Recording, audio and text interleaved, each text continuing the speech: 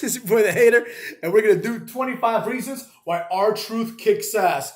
This is a very, very highly requested video. People have requested this. Dozens of you have requested this over time, and we're finally getting to it. So, strap in, Cox.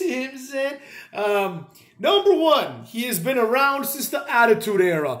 A lot of people don't realize this, but R-Truth, before he became R-Truth, he was K-Quick, right? I'm sure everybody knows that part, but people forget how long ago he actually started his WWE career, right? He started when they were WWF, motherfucks. Part of my cough, correct? So with that being said, R-Truth is a bona fide legend, and in my opinion, the fact that he's been around for so long is fucking insane, and it's inspiring. So that being said, that's reason number one. Reason number two, he is in great physical shape. This guy's like, I think he's almost 50. Let me Google to see how old this motherfucker is. I think he's almost 50. If not, he's like, in his very, very, very mid to late 40s. I'm going to assume that he's in his 50s, though. Let's take a look here. R-Truth is 51, motherfuckers. Get the fuck out of here. 51, and he looks like that. You know what I mean? He's in incredible physical shape. Reason number three, he has cool moves. Reason number four, he is actually entertaining. Think about the times R-Truth has made you laugh or smile or just straight up entertained you in the ring. Compare that to the amount of times you've been entertained by Jungle Boy Jack Perry or by, I don't know, Adam Cole or Kyle O'Reilly or Von Wagner or Grayson Waller or Carmelo Hayes or anybody else really, He's one of the most entertaining guys of all time. Which brings us to reason number five. He actually is hilarious. R-Truth has great comedic timing. Here's how I know. When he cuts a promo, when he's given the chance, and he's a heel, people will start saying, what? And then he'll be like, don't what me? And everyone will fucking lose their minds because it's perfect. Now, reason number six. Hand in hand, cuts. He can engage the crowd. The crowd can be engaged by him with the example that I just gave, as well as with his entrance music, People do go crazy when he raps his entrance music. Reason number seven. This reason is something that I believe is a very, very big attribute for wrestlers. There's a few people that have been able to do this, namely R-Truth and Eddie Guerrero, right? Reason number seven, he can play a goofy face or a sadistic heel. More on that later. Reason number eight, he is like the second black NWA heavyweight champion or something like that, you know what I'm saying? And that is to be commended, cucks. Reason number nine, the truth has set me free. That's a great intro to the theme music. And, he did it himself, so he's badass. Reason number 10, he's believable. It's believable that R-Truth can beat the shit out of somebody, right? It's believable even that he can beat the shit out of someone big, right? Let alone, it's obviously believable that he can destroy everyone in AEW, but more on that later, cuts. Reason number 11, he does not complain to put himself over, right? You look at people like Sami Zayn and Kevin Owens, Samoa Joe, basically every ROH guy that just wasn't good enough. They always complain. There's always like, I'm not getting my opportunity. Shut the fuck up. What about R-Truth, who's got no opportunities? And he's going to outlast all these jobbers. R-Truth is going to be around, hopefully, and probably longer than Sami Zayn and Kevin Owens, even though he's like, holy shit, motherfucks. Reason number 12. He has thus far excelled at everything that he has done, right? Specific events come to mind. The Mixed Match Challenge. He's partnered up with Carmella, who's kind of boring, right? And then him and Carmella do the little dance break, and they start dancing in the middle of the ring for no reason. That was memorable, right? I remember that team, and I remember Miz and Asuka, because they were called Asuka, like awesome, but Asuka as well, right? They're the only two teams that I remember from this bullshit, right? I don't remember anything else. I didn't even watch it, but I remember them, right? Because they were cool. They were memorable, because R-Truth excels at everything that he does. It's as simple as that, except for, unfortunately, rapping. I gotta be honest, right? He's not the best rapper, but whatever, it is what it is. Reason number 13, he has never been given anything. In TNA, in AEW, in WWE, in New Japan, no company has ever given this guy a real chance. Yes, I know he was NWA champion in TNA, but that's when they were just starting, right? That's when they had no choice. But as soon as the stars came in, they made him into a jobber. Then he got signed to WWE, where he became a jobber real quick, right? He has never been given anything, yet he is still in the WWE. Think about that, motherfuckers. Think about how many people have not been given anything and are nowhere, right? And he's still in WWE. Reason 14, he has had a Big Show type of role in order to put over shittier wrestlers, right? You need someone to save the day. For WWE, it's been Big Show. For TNA, for a long time, it was R-Truth. Remember Pac-Man Jones, motherfuckers? They're like, oh, we're going to have Pac-Man Jones come in here and just get paid for no reason, right? They're like, what do we do with him? We're going to make him tag team champions. But how? Like, he can't wrestle and he's not big enough. And, you know, like, if you put him next to, like, Kurt Angle, you would just think, like, why doesn't Kurt Angle just murder this guy immediately in 2 seconds? Pac-Man Jones sucks, right? So they're like, all right, let's put him with the one guy that we have that can get shit done. R-Truth, right? Boom. R-Truth becomes tag team champions by himself with Pac-Man Jones, but he's wrestling by himself. Then, Consequences Creed. Remember Consequences Creed? Many of you may know this motherfucker as Xavier Woods.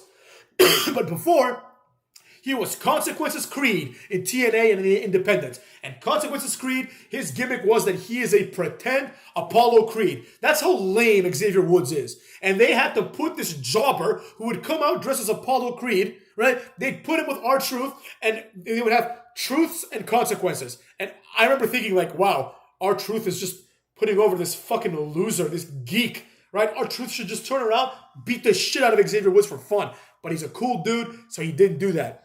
He's been given nothing except for this Big Show type role, right? The same way that Big Show, you'd put him against like Akibono, Mayweather. You'd have Big Show humiliate himself for the WWE. But think about that. R-Truth has been doing the same thing for a long time. And in WWE, he does the same thing as well, right? Same thing as well.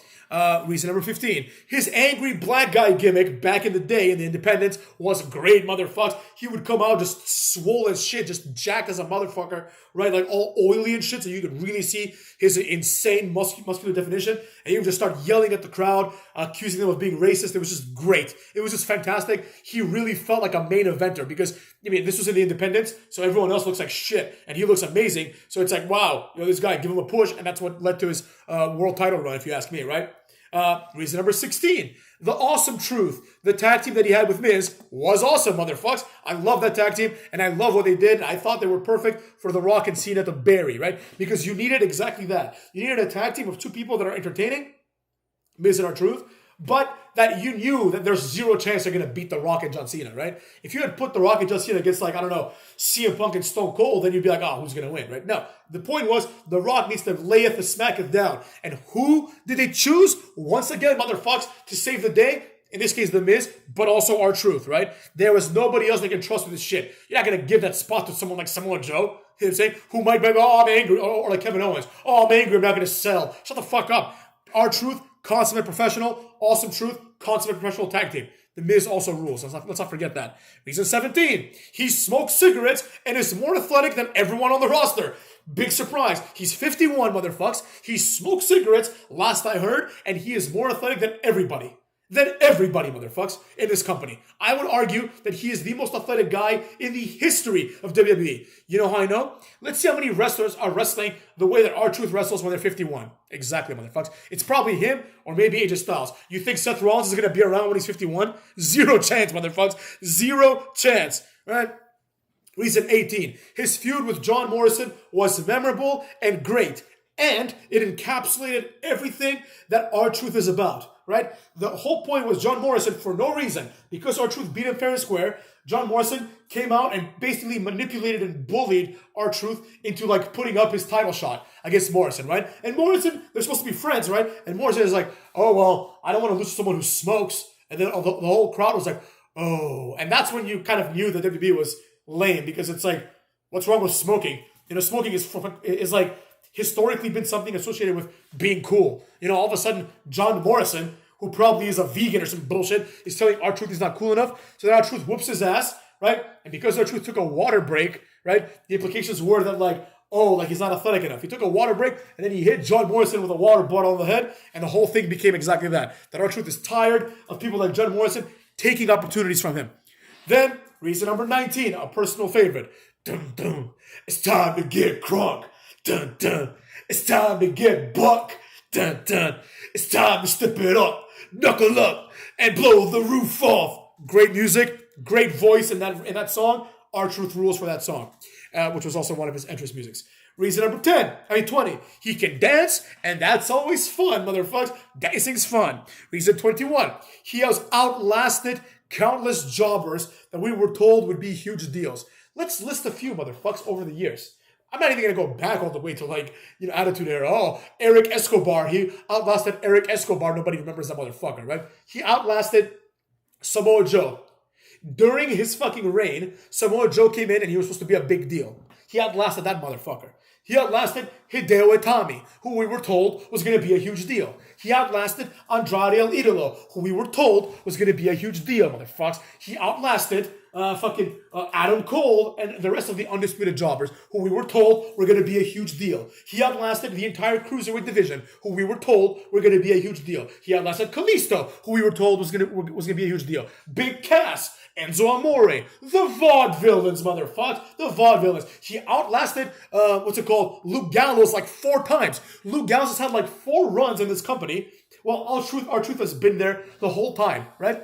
Luke Gallows has been fired several times while our truth has maintained his job. He outlasted Drake Maverick several times. He outlasted All of Insanity several times. He has outlasted everyone, motherfuckers. Our truth is one of the wrestlers with the greatest amount of longevity in the history of the sport. You understand what I'm saying? Our truth has outlasted so many people. Karrion Kross was fired and then hired again, and he's going to be fired again before our truth goes. You understand what I'm saying? You see what I'm saying about our truth? Our truth has outlasted almost everyone ever, right? Ever, motherfuckers. Our truth has been there since day one.